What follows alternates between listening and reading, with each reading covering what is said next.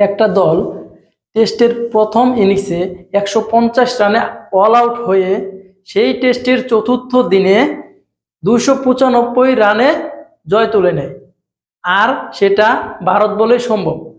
ভারত সেখানেই তাদের শক্তিমাত্রার পরিচয় দিয়েছে। অস্ট্রেলিয়ার সাথে ভারত যেভাবে তাদের টেস্টটি জিতে নিয়েছে, এটা তাদের জন্য বড় একটা স্টেটমেন্ট। জাস্ট কিছুদিন আগে যে দলটা ঘরের মাটিতে 3-0 ব্যবধানে হেরে যায়, অস্ট্রেলিয়ার মতো পরাশক্তি দলকে একেবারে ঘুরিয়ে দিয়ে তছনছ করে মাটির সাথে মিশিয়ে দিয়েছে। এই বিশাল জয়ের মাধ্যমে বর্ডার গাইস কাপ সিরিজে 1-0-তে এগিয়ে গেল ভারত। এই বিশাল জয়ের মাধ্যমে অস্ট্রেলিয়ার মাটিতে তৃতীয়বারের মতো সিরিজ জয়ের লোডিং চলছে। কি এত বড় জয়ের ম্যাচে ছিলেন না ভারত দলের টেস্টের অধিনায়ক রোহিত শর্মা। তিনি অবশ্যই পরের ম্যাচে থাকবেন এবং ভারত দলকে আরো শক্তিশালী করবেন। শুধু তাই না, পরবর্তী ম্যাচে ফিরছেন শুভমান গিল। তাহলে বুঝুন অস্ট্রেলিয়াকে ভারতের কাছে কি পরিমাণ পরীক্ষা দিতে হবে। এখন আসেন প্রথম টেস্টের চতুর্থ দিনে 295 রানের বিশাল ব্যবধানের জয়ের ম্যাচে মোমেন্ট অফ দ্য ডে কি ছিল। এখন আপনি কোনটিকে মোমেন্ট অফ দ্য ডে ধরবেন?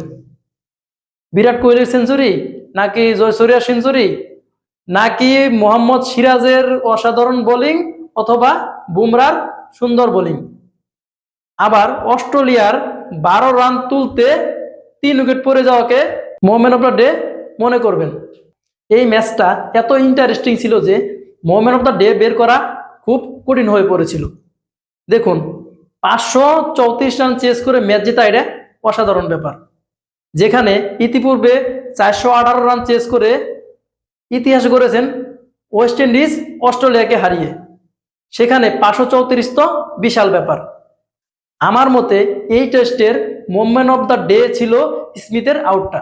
কেননা অস্ট্রেলিয়ার টিম স্মিথের উপর অনেক প্রত্যাশা করেছিল, কিন্তু স্মিথ তা প্রত্যাশা রক্ষা করতে পারেননি।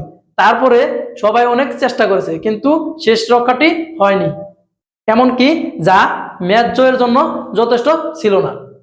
আমার মতে আজকের দিনের মোমেন্ট অফ দ্য ডে ছিল স্টিভেন স্মিথের আউটটা। আপনাদের মতে মোমেন্ট অফ দ্য ডে কি ছিল জানাবেন কমেন্ট বক্সে।